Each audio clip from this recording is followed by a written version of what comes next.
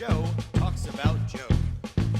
And now, your host, Joe Slepsky. Hello again, everybody. It's me, your host, Joe Slepsky, and welcome back to Joe on Joe. This is the only podcast where I've covered every episode of the Sunbow cartoon, the DIC, even Extreme, in every issue of the Marvel Real American Hero comic book, page by page. We've talked them panel by panel. And this week is yet another episode of You on Joe. We're back to You on Joe. This is it's all about you, listeners. It's all about you who love G.I. Joe, and you want to talk about G.I. Joe, and you want to talk about some specific aspect of G.I. Joe, whatever it is. It can be as minute as possible. In fact, the more specific, the better. So whatever it is that you love about the cartoons, why don't you reach out to me? You can reach me on social media at Joe on Joe Pod. That's Facebook, Twitter, Instagram. You can send an email to joeonjoepod@gmail.com. And let me know if there's a topic that you would like to cover. We will figure something out if you're unsure, but either way, we'll get you on the show and we're going to have a lot of fun. And while you're online, you can feel free to give us a rate and review on your podcast app. If you're so inclined, visit our Patreon page at patreon.com/joeonjoepod. You can help support the show in that way. Or you can simply go check out our sponsor podcast, the Movies in a Meal podcast. They talk about all the latest movies, really great in-depth movie talk. They talk about classic movies. They've even dipped their toes into TV. In the beginning of time, the smallest organism gained sentience and thought to itself, I really need a good meal. Then, a bunch of other stuff happened, and finally the Lumiere brothers started showing movies in France. This was all the inspiration that fellow broadcasters Brad, Keith, and Ben needed to combine these two primal needs into the Movies in a Meal podcast. The Movies in a Meal is one of the most casual and relaxing film talk podcasts you could ever listen to. These three friends enjoy a good meal together while talking all about the movies. And not just reviews. They do favorite lists, comparison discussions, genre talks, anything and everything that you can think of. They've even broken their solemn promise inherent in the name and branched out into TV talk. So I love the variety of films they bring to the table. They cover new releases, classics, cult films, often in one episode. It's really a delight to listen to, and it has something for every movie fan out there to enjoy.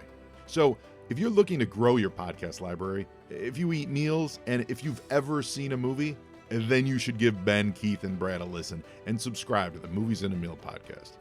They've been a great sponsor to this show. I love the Movies in a Meal podcast, and I'd like all of you to love them too. Now, today's guest is Bobby Pellechia, and he is a big-time G.I. Joe fan and comic book collector. He reached out to talk about his brand new Bazooka art commission. That's right, G.I. Joe's Bazooka.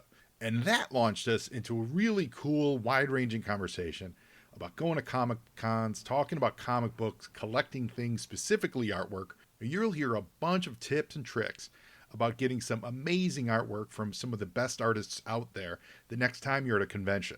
So you can find Bobby on Instagram at Bobby Pellechia. That's at BobbyPellechia. And he has posted all kinds of pictures from his original art collection. So some of the ones we talk about today, his Bazooka is certainly up there, and you're going to see a whole lot more. He's got a really cool collection. So give Bobby a follow and say hi. He's just a really swell guy. So happy to have him on today. This conversation actually inspired me. It really kind of stoked that collector fire in me to like narrow focus. I think sometimes over the years you get you the royal you being me, you start spraying doll fields and you start saying, oh, I want to get that, and I want to get that, and I want to get that. And sometimes there's a real joy in just focusing down and saying, no, I'm just going to get, I'm just going to collect pictures of Flint, or whatever it is. And there's a real satisfying element to that. And I know I need to practice that a lot more in my collection. So this conversation really put me in that frame of mind. It was a whole lot of fun. So I think you're going to enjoy it quite a bit. So sit back, relax, and enjoy this chat all about art commissions. Yeah, because we're talking about original artwork sketches and original artwork period, because I want to talk a little bit about comic book pages too. Definitely, yeah. Yeah. And we have never really covered this on the topic. I think it's a hard topic to cover on a podcast. It might be obvious because, it's so visual, right? Yeah. So if you shared a wonderful Bazooka that you picked up recently at a con, which I want to hear. I want to hear all about that and who the artist was and things like that. And would you be okay if we shared that on if I put that on our Instagram and things like that? Oh yeah, definitely. Wonderful, wonderful, Robert. So, Robert Pellechia, you were at a con recently, and you picked yourself up a nice GI Joe sketch. Yeah, definitely. I was at GalaxyCon in Austin. Sweet. Shout out to GalaxyCon. Yeah, they put on a really great show, actually. A lot of artists, a lot of, and I'm also a big, so I'm, it sounds like you are too, on a lot of the podcasts, but a lifelong comic book fan. I think, I got my first comic, I think when I was like 3, and it was at my mom's doctor's office. I basically read this book in their waiting room to tatters, and they were like, just tell them to take it home. So, GalaxyCon, great show. I mean, they had a writer there named D.G. Chichester who did a bunch of Daredevil work in the 90s. Yes, he did. He did he did that run with Scott McDaniel, Fall from Grace, amongst other stuff. Yeah.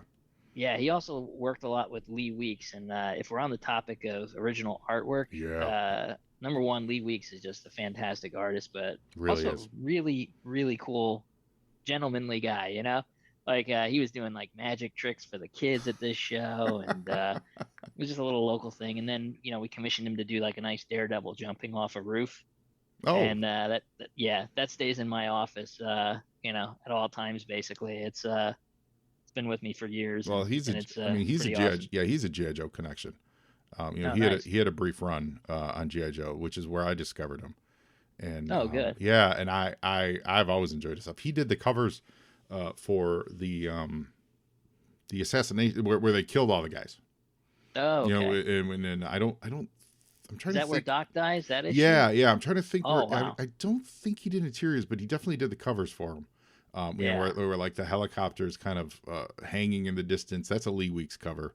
That's nice. Jumping to my head. But yeah, that's where I first was introduced to his work, and I've always been a fan. I think his content is incredible. Yeah. So there you go, man. If you ever get a chance, that should definitely be your first piece. And he does magic tricks. Yep. We bought a Nightwing off him years and years and years ago. My buddy did. He was a big Nightwing. Nice. Yeah, he was a big Nightwing fan. So he bought a. This was like in the mid '90s, I think. My buddy Jeff I remember he has a Nightwing from him. Very nice. So Lee Weeks does magic tricks and he does sketches. Any other notable, any other Joe connected artists there that you can recall? Joe connected artists that I bumped into? I don't think so. One of the ones I'd really like to meet and get a sketch from at some point is Tim Seeley. Oh yeah.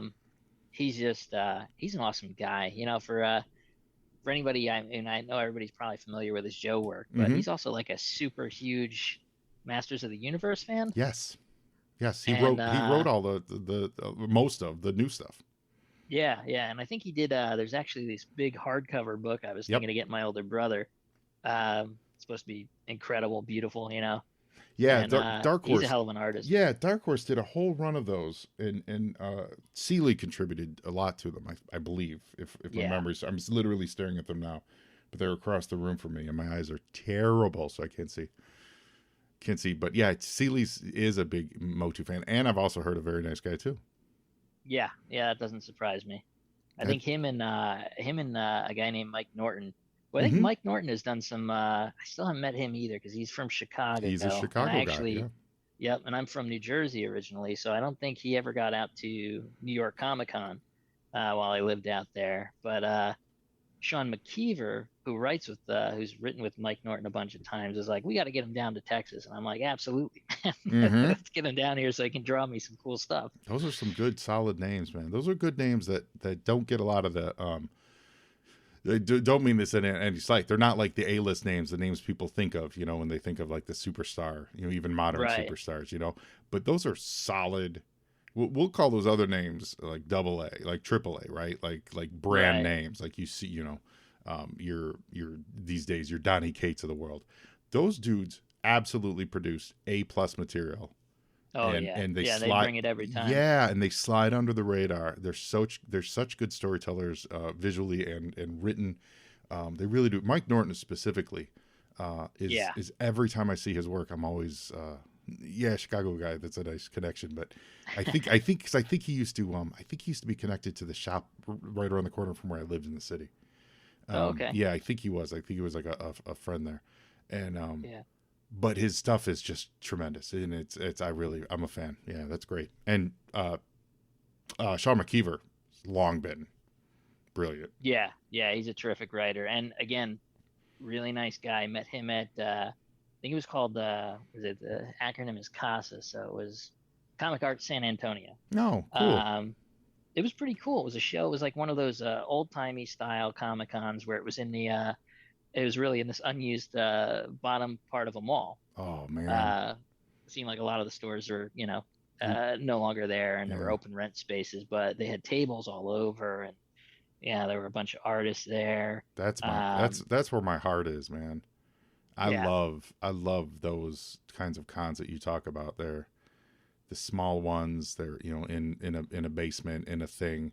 They have a couple creators there, a handful of creators there. It's not trying to be too much. It's not super glitzy, and there's just people selling books and taking their time, and those are fun. I like those cons. Exactly. Yeah. Shows. We'll call those shows. I can't even call them cons. Really, they're shows. Yeah. Yeah. And that's like even when you go to like the big cons, my wife and I both we would just get, especially New York Comic Con, we would spend 90% of our time probably in Artist Alley, because that's where the cool stuff is. It's I don't really collect any other art other than the sketches and the original work that I pick up at shows, and that's kind of my art that I like to collect, and it's beautiful. Yeah, the Artist Alley is really, really great. If you guys listen, if you're listening, if you don't spend a lot of time in Artist Alley, you should. It's because it's more than we were saying. It's more than the AAA creators. There's a lot of really strong creators that you'd absolutely know their work, but then there's a lot of up and coming dudes and guys and gals who maybe they'll never be on a regular thing. Maybe they're just doing their like Etsy style work, just selling like commissions and private stuff, but their artwork is gorgeous, and it's a place where you're going to see a lot of variety of real creative people selling their stuff, and they're friendly and they're kind, because literally that's their job there. So it's always a smiley face. If you meet a surly person in an Artist Alley, you're like, walk away. Yeah, right. Just walk away. Like, what do you even do? You're literally here to only sell me on you and your specific creative output. So they're super kind, super friendly, and you get some cool, fun, interesting stuff, and it's great to support them. Throw $5 for a book that you may read and not really love, but if everyone does it, that person just made rent. Oh yeah. And it's kind of like it's like the music industry, especially back in the day. They make some money from selling, producing work on a comic book, but they get a page rate, right? Most people probably don't get residuals as much as they used to. Maybe if it goes to trade paperback, which most things do, they get a little something, but harder and harder. It's like when they're out touring, they sell you a T-shirt, they sell you a CD. That's money in the pocket. So in the case of Artist Alley, it's hey, like you said, have them sign a book, give them a couple bucks to sign a book, $5 for a variant they did, $20 for a rare variant they did, or original art. And it doesn't really, break the bank either. It's, you have you budget for it, right? So the first con I went to, my very first sketch piece was actually from Todd Knock. Oh, he's a friend. He's a nice guy. I know him a little bit through the shop out here. He is he's definitely not a nice guy man. who's just nice at a show. He's just a genuinely nice dude. Yep. Loves Doctor Who, so he's a big nerd. His Instagram and Facebook page is all pictures of he and his wife, who's also fabulous, just pointing the Doctor Who the screwdriver. They go to Who events and they point the Who screwdriver at the camera. Yeah. Dude, even when they didn't go to Who events, if they were just at New York Comic Con, a lot of times he'd dress like David Tennant and have the screwdriver and take pictures with fans and whatnot. And he's a G.I. Joe fan. Nice. He is one of my I'm dumb for not having him on guests, because I do know him and I've talked to him about it, and he's like, I'd love to talk G.I. Joe. I love G.I. Joe. And then I've yet to follow up on it. So Shame on me. Yeah, you got to hook that up, man. He is just too cool, Yeah. and a credible artist. Yes. Oh, such a great artist. And I think, like I said, this is at least 10 years ago, but it was like a $40 bust, from the chest up kind of sketch, and his prices have gone up a bit, like everybody else's have, but it's still like, if you can get a Todd Knock and you have a favorite GI Joe character, like I know you're a big Snake Eyes guy, right? Yeah. Well. The funny story about Bazooka is, so at GalaxyCon, I went to, I do some research before I hit the cons too, and I was really feeling like I wanted a Bazooka sketch, a GI Joe sketch. You just seen like the classified figures come out, and they just look so, they look so beautiful, and awesome. it just reminds me of, as a kid, one of my favorite. I really kind of gravitated toward those Joes who mainly look, I realize now, like military, except for maybe some kind of weird, quirky thing. Like he had the football jersey, right? And as a young kid, you're like, oh man, I love that jersey. That's a cool jersey. So this guy's cool. But so I was looking at the guest list, and the artists usually have like some kind of image behind them, like usually their tapestry or sign that they have up at the show. And his had a picture of a Joe book. Jeff Edwards is the name of the artist, and it looked like he had obviously done some covers for like a Storm Shadow, Snake Eyes issue. Nice. I think when I looked it up, he may have done some covers for like the Larry Hama run. Oh, cool. I'm not. It doesn't jump to my memory right away. That's great. Yeah, my guess is it was either the cover, variant cover for some of Larry's work when IDW picked back up on yeah, Real American they Hero. had literally at least two covers for like every single issue. Sometimes if you include, like, they would do the Larry sketch versions, you're talking about 3 at least. Yeah, exactly. So so I kind of honed in on him, and I'm like, all right, this is the character I want. Let me go find him. And it was a fun interaction too, because we get to the table, and he's he's actually not at the table at the time, but somebody is, and we're talking to her, and it's his mom. So my wife and I had like a really good conversation with his mom. Yeah, and she's great. like, wait, let me text him, and she's like, oh no, wait, no, he left me the phone. Darn it! I told him this was gonna happen. She's like, the second he goes away, that's when the line's gonna start. And he's like, I know, I'll be back. So we're kind of chit chatting with her, and having a good time. She's a real funny woman. My wife and her are laughing, and we're just talking prices and stuff. And she's like, all right, come back in like 10 minutes. And I do, and I come back, and I'm the first person to ever ask him to draw Bazooka.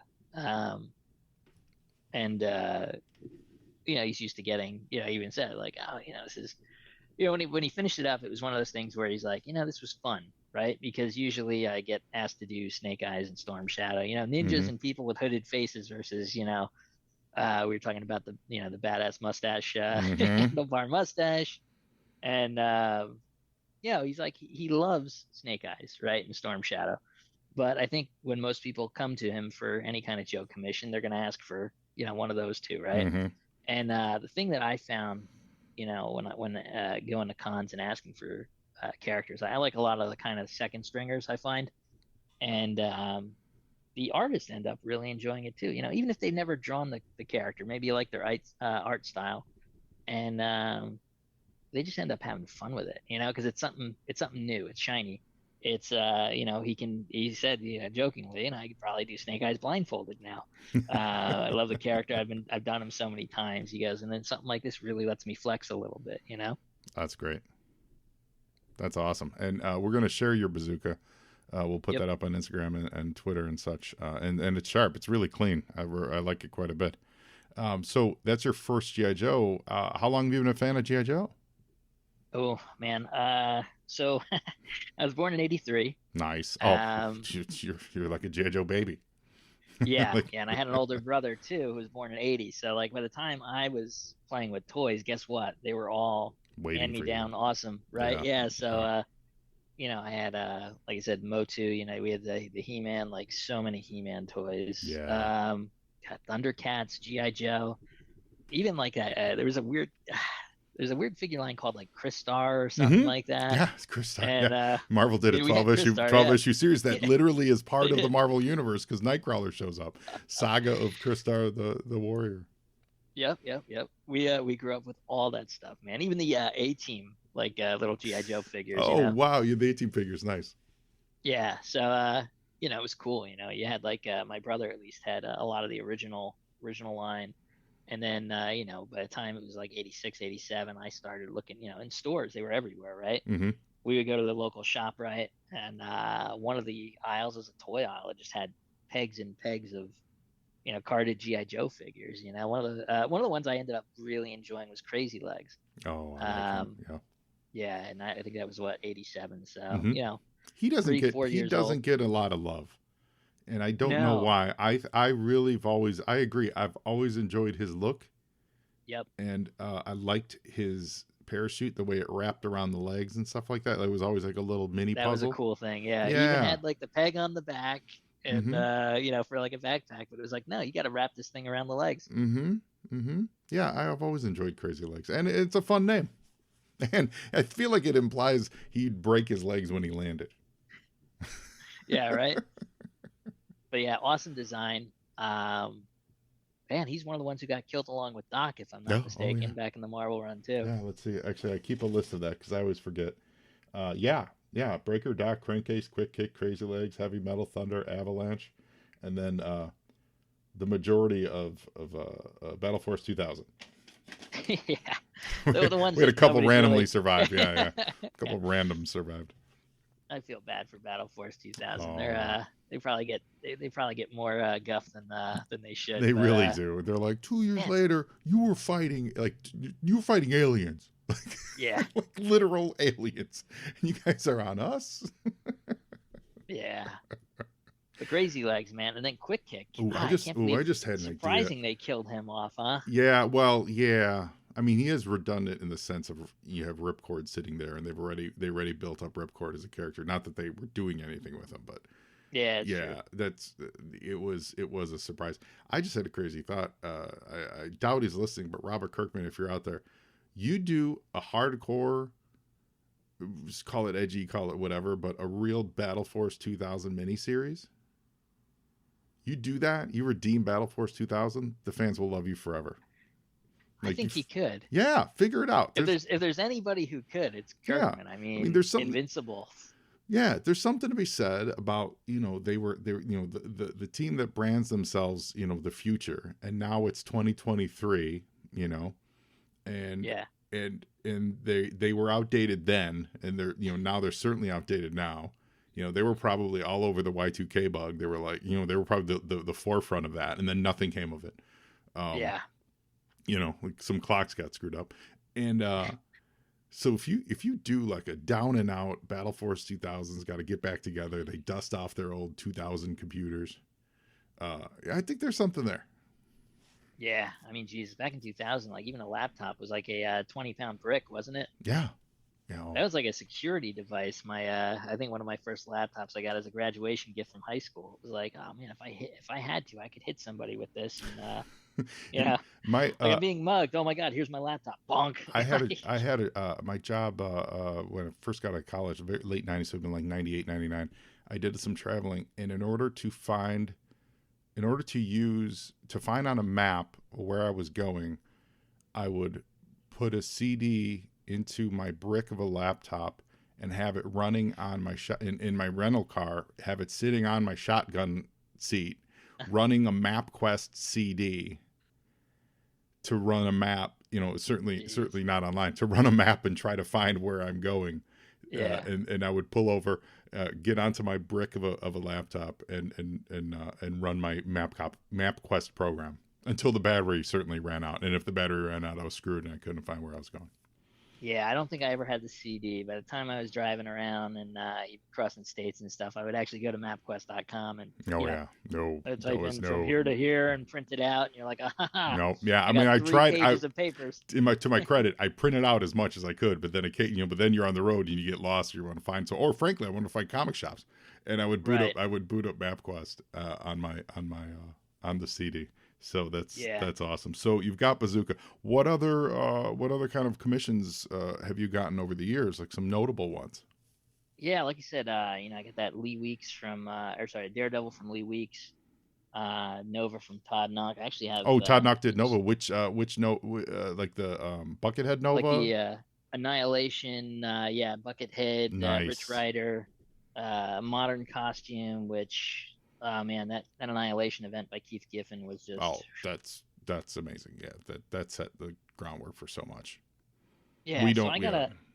Oh yeah, sorry. So We I got don't a know. We sketchbook. don't. Well, we don't have the Guardians of the Galaxy movies without Annihilation. That's true. Yeah. Oh man, and its series was so good.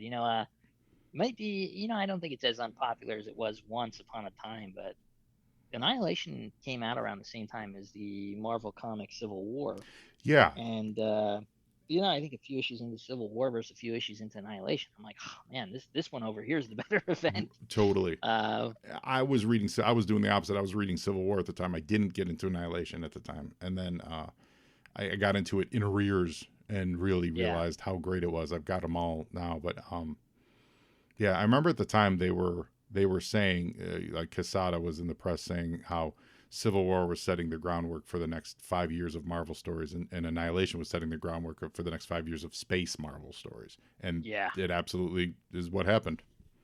and they were not lying. And No. that Nova series that spun out of it was amazing. Mm-hmm. I was at that point. It became the longest running Nova series. Even the original series only went like 24, 25 issues. So Mm-hmm.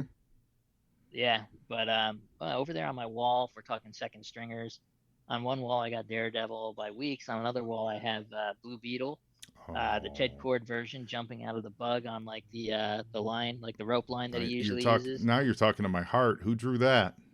Bella Racklin is the name of the artist. Okay. I think she's in the New York, New Jersey area.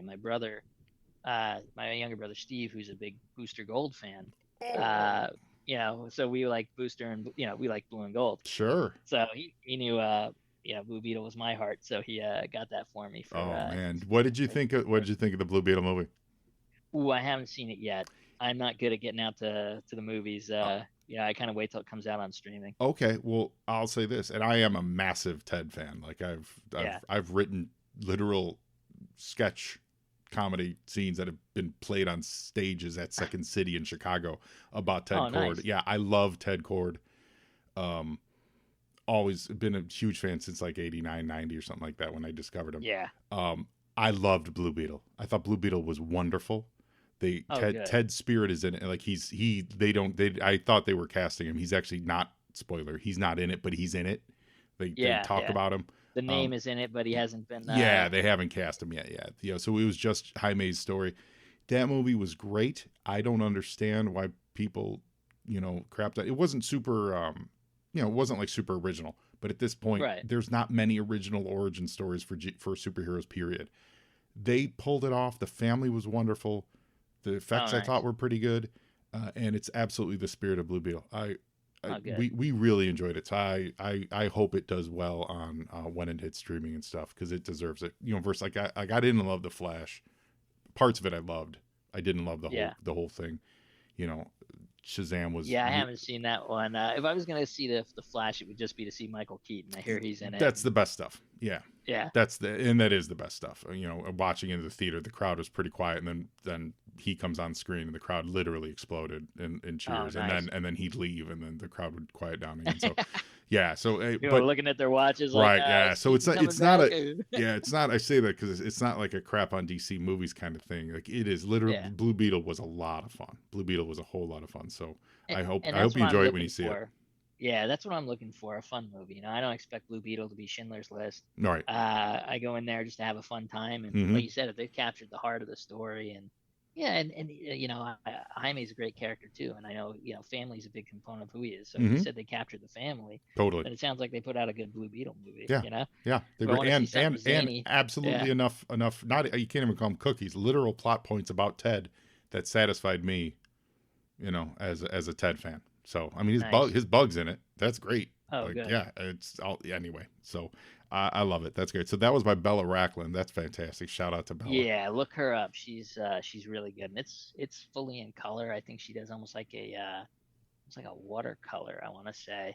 Now, did she? I'll send you a picture of that. Was that a pre? So was that a pre? So for those of you who don't know, who may not have ventured down this route, if you go to cons, there's two kinds of like art that you can get from these individual creators. You can get stuff that they pre-make before the show and they bring for sale. Usually sometimes they can be a little more finished pieces, but sometimes not. Sometimes they are just sketches. And then what they'll also do is they'll take commissions, and they know each artist is going to vary wildly. They know how many sketches they can get done in a day. So if it's a 3-day con and they can do 10 sketches a day, they'll accept 30 commissions, right? A responsible one will do.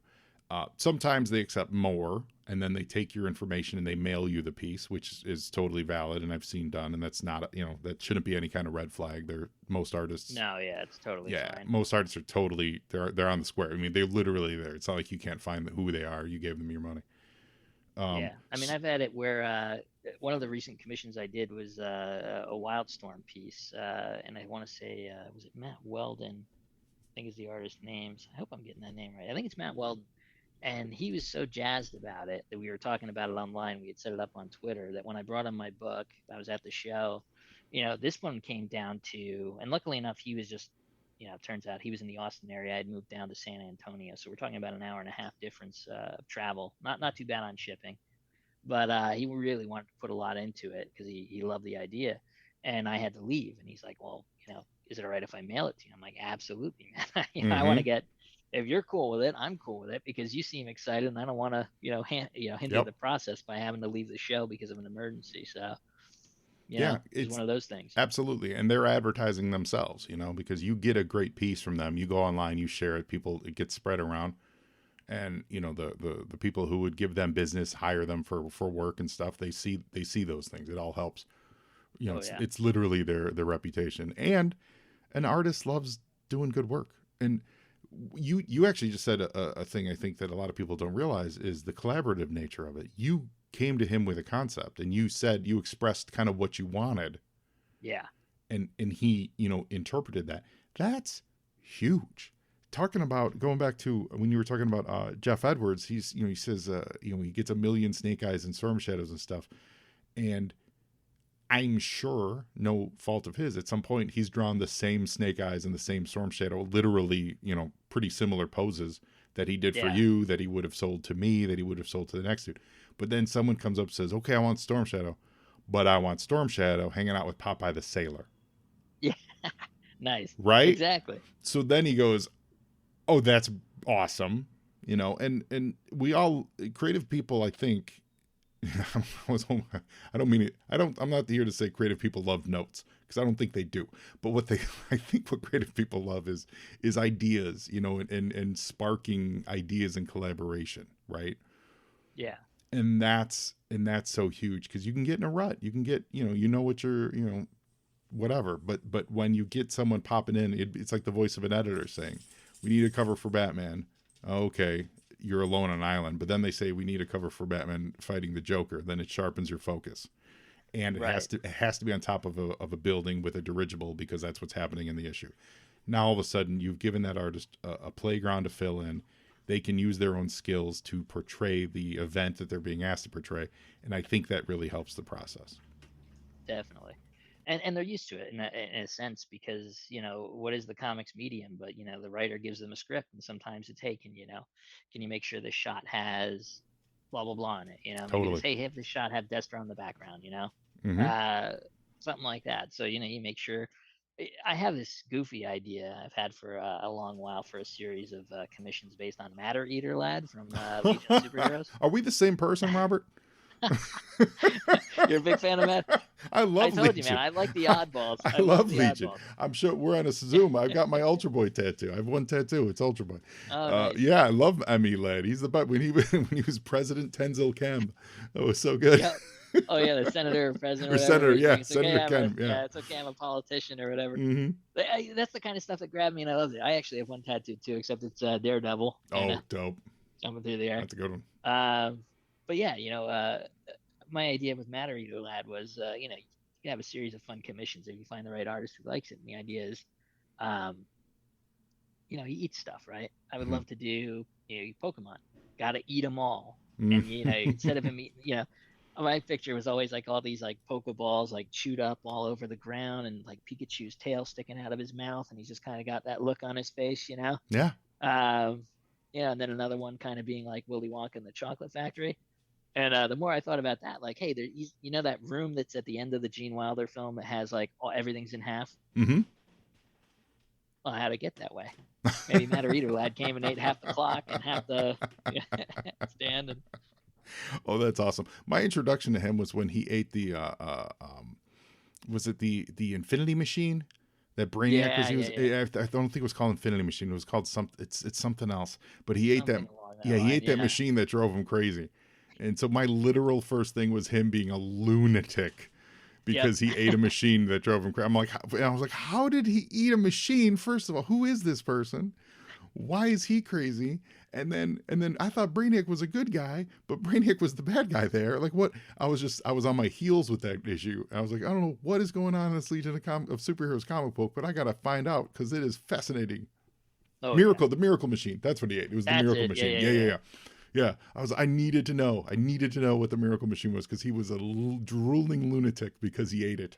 Not because he ate a machine. It's because he ate a special machine. Exactly, a miracle machine. What's funny is they kind of did that later on, and there was like a animated Legion series where he took a bite out of the Emerald Eye. Yeah. And it kind of zonked him out too and made him a little crazy. So fun character, interesting power set, right? Totally. I was like, all right, is it like his saliva? Is it like alien saliva? Are his teeth super, like the physicality of, it's not just about digesting metal, it's the physicality of eating through metal. Like, are his jaws just like the strongest jaws in the, like, what is happening? Right. What is happening on the planet Bismol? Exactly. I was about to say, for the fans out there who don't know this character, he comes from the planet Bismol and he eats everything. That's why Legion's the best. I love Legion. Oh yeah. I really do. But we're talking G.I. Joe. We're talking G.I. Joe. Sorry, I gotta get it back together. Yeah. We're talking G.I. Joe. I'm actually not much of an original art commission guy. I've actually that was never. I've got some original pages, and I've got my fair share of autographs for sure. But I don't know why when I was a kid I never got into it, and so it never became a staple of my collection, right? So I know a lot of people have long running sketchbooks where they'll have the artist do the sketch directly in that book, so they have a collection of all their sketches from different artists. Yep. It was never really something that that I did, but I love it, and I don't know why I don't do it. And I think to theme it around the G.I. Joe thing, I think I would love doing that. So maybe this conversation is going to spark a new avenue for me. Well, I totally hope so, and I apologize. I apologize to my wallet. Right, exactly. And it's interesting because you have so much to pick through with G.I. Joe. I mean, there's waves and waves of characters. Like I said, I got to start looking for that artist who will do my crazy legs. I'm thinking about Matt Weldon and the sketch he made me in my book, and I'm thinking, maybe he can give me a pretty sweet Destro and Baroness or Flint and Lady J. Oh, I'll bet. And that's kind of how you plan it. You look at the artist and you say, man, if I bump into this guy at a show, I think this character would work well. I think they'd have fun with it, and I think I'd end up with a really great piece. Totally. If you do a search, listeners, if you do like a Google search for, G.I. Joe art commission or G.I. Joe sketch commission, things like that, you're going to find a lot of really, really great stuff. I just found just a DeviantArt page of, I think it's one dude's page, and he's just got this wide variety of really great stuff from a whole bunch of different, Jim Chung, Rod Wiggum, who's a favorite of mine, Dave Johnson, doing a Destro. Yeah, just a lot of names. Roger Landridge doing a snow job, which is actually pretty funny. Just a lot of names, Declan Shelby doing a Snake Eyes, Ben Oliver, nice. Gene Haas, Scarlet, and then a lot of names you don't know, and you look at that art and you go, well, I to be honest, I'm not familiar with Nate Stockman, but his Baroness is pretty good looking. Like, that's a dope Baroness. I'll be interested in finding that. So there's a whole world of art to discover, and if you hook it around the thing that you really love, in this case, I imagine if you're listening to this show, I imagine it's G.I. Joe, you could find some really cool. So there's a big boa done by this Nate Stockman fella. That's great. Yeah. And you're right. It's those side characters, those, the randos. I think that's where you'll have the most fun. Like, I'm going to have to look up that snow job you mentioned. That sounds fun. Yeah. It's Roger. Yeah. And Roger Landridge known for like more children's book work. Yeah. I was going to say I have a he did all the Muppet great stuff. sketches. Yeah. Oh yeah. I have a Yeah. great sketch of Cyclops from the X-Men, Mm. done by an artist I met in New Jersey named Jesus Marquez, and he has like this wonderful cartoony style.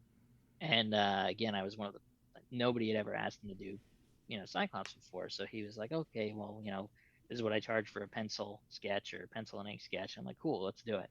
We ended up having so much fun drawing Cyclops for the first time that I go back to get my book, and there he is, like coloring it, like with markers, and he's like, oh no, this was great, thank you, and it, it it's a great piece, and it was just a local show. I mean, he charged me like $15 or something, Oh and my God, I was that's sitting there and I think steal. about his art style. He would be great for Snow Job, or I think he'd do a great Mindbender Oh yeah. in Oh, that kind of cartoony style. and that reminds me. If you are someone who wants to do this stuff, pro tip: bring reference material. So bring a photo, or or just a printout, or something that yes, now with phones and stuff, a lot of people can find it, but a lot of times when you go to the cons, Wi-Fi is terrible. So It's true. they Yeah. may have trouble getting online. If you give them a Crazy Legs type commission, they may have trouble accessing online or whatever. So the more you're able to help them and go, here, this is what this Crazy Leg dude looks like. Here's a printout of, or a picture or whatever. Here's a comic book with him in it. Yeah. They won't necessarily do that pose, but they'll be able to reference what the costume looks like, and they'll do their own thing. That's a huge part of it when you're doing some of the more obscure characters. Yeah. And that's it's the great thing about, having a reference is just that there's a good chance they never done the character before, but Mm-hmm. hey, there's plenty of pictures out there, and if they have it, they're an artist. They're gonna make it happen. Yep. And they're gonna do just an incredible job with it too. Yeah. And no, this is more of my taste, but like so when I see stuff like head sketches of, I'll just throw it out there, Duke or Scarlet, right? Yeah. That doesn't do it for me.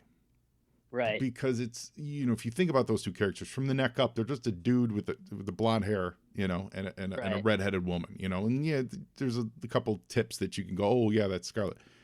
But like, that's, if you're getting a head sketch, I would go more Cobra Commander, a Destro, a Snake Eyes, a mutt junkyard, a mutt with the dog face on, like something like that, where there's got to be recognized. Yes, something in the like a head sketch of Wolverine would be amazing, because you could do the face, the mask, obviously, or you could do the mutton chops and things like that.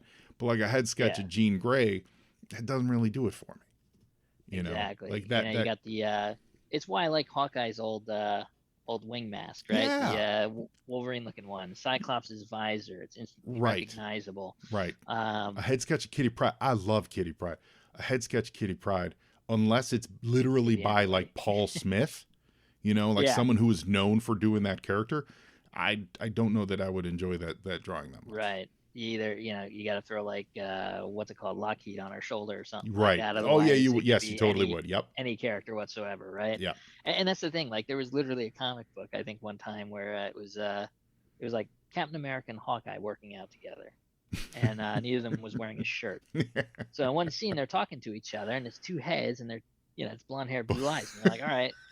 You get to the next panel, you're like, okay, there's the purple pants. I know who's talking now. It's like, yeah, you're not wrong. You're not. To be honest, that's actually, talking comics, that's one of the reasons why I think G.I. Joe struggles when they try to do G.I. Joe in we'll call them costumes, uniforms. When they try to do G.I. Joe in like more real world, we're going to put everyone in like kind of similar camo fatigues, or more updated, or more civilian guerrilla look. I don't know who any of those people are. Exactly. Yeah. And it's not to say those books are written poorly or drawn poorly. It's the identification thing that I need to look at a comic book page and instantly know, I don't have the visual, I don't have the clues of an actor's face. I don't have the sound of their voice, to recognize who they are. It is, there's no context other than what's on the page. Yep. And I'll say, I was going to say modern art, but it's really, there's very few artists over the years. You could count on probably two hands the number of artists that are talented enough to give you distinct faces that you then burn into your head. So Right. there's really talented artists that just have kind of, they put all the pieces together to make you go, oh, that's Duke. And then there's someone like a George Perez who decides Duke has this nose and always gives Duke that nose and those eyes. You know what I mean? Like that kind of burn into your head. So when they do G.I. Joe artistically, I think it has to be in their, their more iconic looks. And frankly, I think on the big screen it should be too. I think that's a major failing of those movies, but it has to be that in the comic books because it's so hard to figure out who's who and who's doing what. And it's why it's iconic. There's no reason Duke shouldn't be wearing, green pants and the beige shirt, right? Yeah. I mean, I think the easiest, one of the easiest translated ones is Flint. Oh, Flint should always look cool. And totally. I thought the character in the movie, I thought he did a good enough job as Flint. But was he wearing a beret? I was just going to ask. I don't remember him in a beret. That's the thing with Flint. You can actually get away with it with Flint, is he has to have that beret on. Yeah. You give him the beret, and you can put Flint in almost anything because you're like, oh yeah, that's Flint. But he's got to be the only guy in the beret.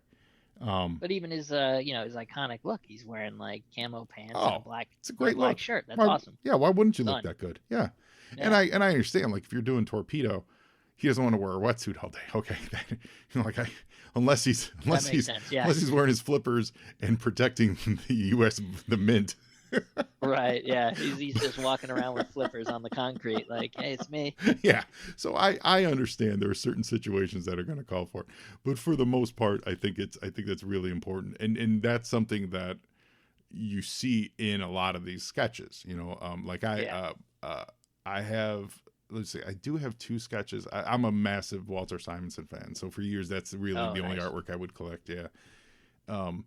And I've got 2 Thor head sketches, and one of Thor and one of Loki. And the Loki, it's like, thank God he put the Loki, the metal headband. You know what I mean? Like if you just do Loki as he's drawn today, a headshot of him, he just looks like a brunette dude with a smirk on his face. And I'm like, that's not interesting. But you do, it's the more traditional Loki with the whatever accoutrement, stuff on his head. And even Thor, obviously he's got his helmet to do it, but you take that helmet off and it's just a long-haired bearded dude, and you're like, oh, Yep. But I cherish that stuff. So then that brings the question: is pages versus sketches?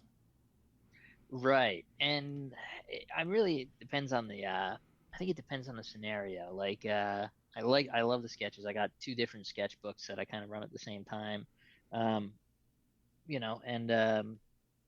I do enjoy that, but as far as original pages go, I think I've gotten 1 or 2 pages here and there from just like backing Kickstarters. Sometimes they're like, hey, back in this tier, and we'll give you a piece of original artwork from the page. And I'm like, oh, okay, cool.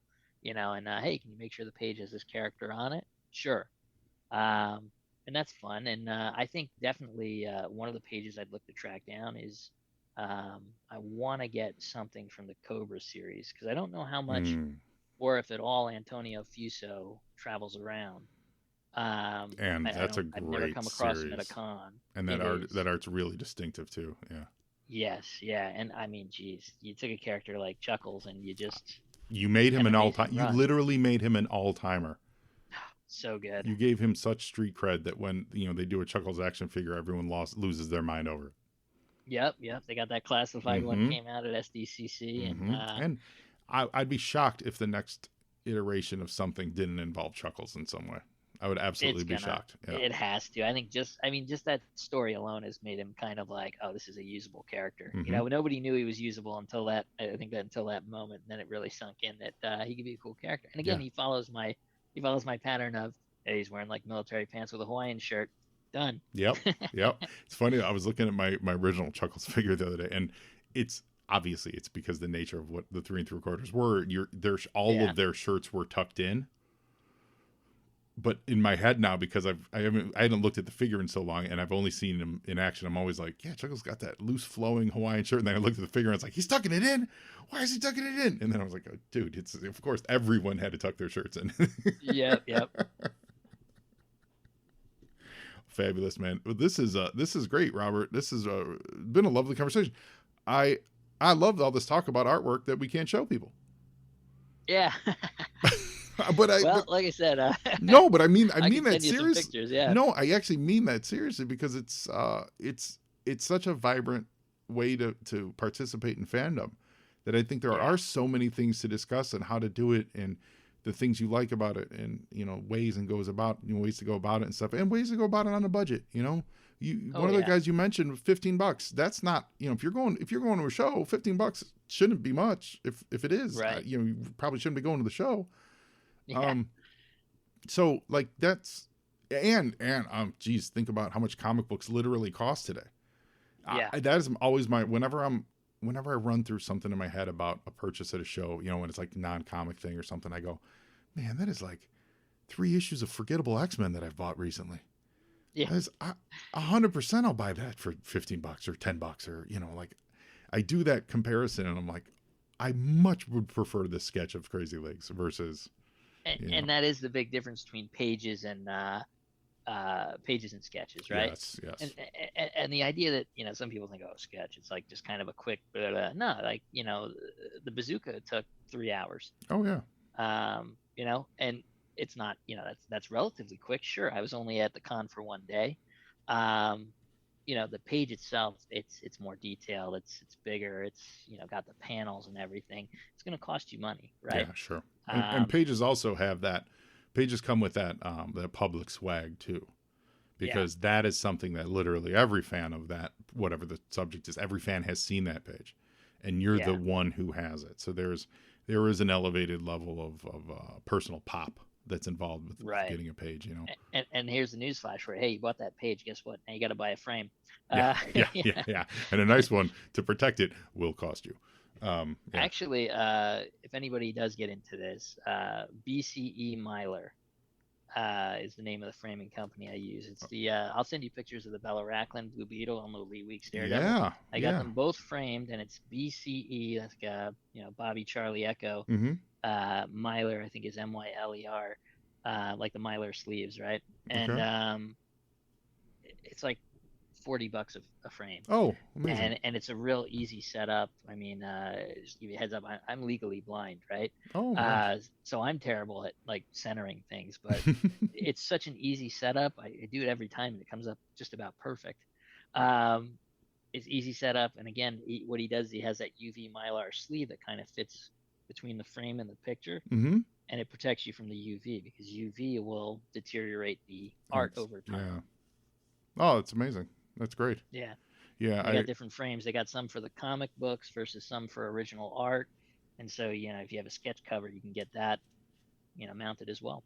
Oh, that's awesome. That's a great pro tip from our new friend, Robert Pellechia. Robert, this has been a delight. Bobby, actually, I probably should have said that in the beginning. Oh, Bobby. Most people call me Bobby. Yeah. Bobby. Well, then listen, now we're friends. So now it's more formal. There you go, yeah. It was less formal, yeah.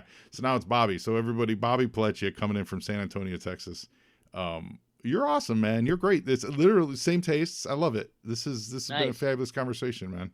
I appreciate you so much for bringing this to the table, and you're welcome to come back on You and Joe anytime and talk about any new art or whatever you want to talk about, because between Matter Eater Lad, Blue Beetle, and G.I. Joe, you and me, destiny, baby. Yep. Sounds good, man. I look forward to talking to you again, and as I get more Joes, I'll shoot you some pictures. Oh, I love it. And you really might have sparked. Maybe I do need to start doing a private commission thing at G.I. Joe. So my wife's glowering at me right now. More ways to spend money on G.I. Joe. I'm just kidding. You're the best. Let her know I apologize. Awesome. Bobby, thank you so much for listening to Joe on Joe, and absolutely for reaching out and being a guest on Joe on Joe. Yeah, no problem, man. I love it. It gets me through sometimes those work days where I'm coding. I just pop on Joe. I get like a solid hour or so of entertainment. Just plugging away at some computer code, man. It's been great. Oh, that means the world to me. Thank you so much. And now we all know a ton more about private sketches and getting your artwork game in gear. Start with G.I. Joe. Go deep. And, now you're Joe, and Joeing is half the battle.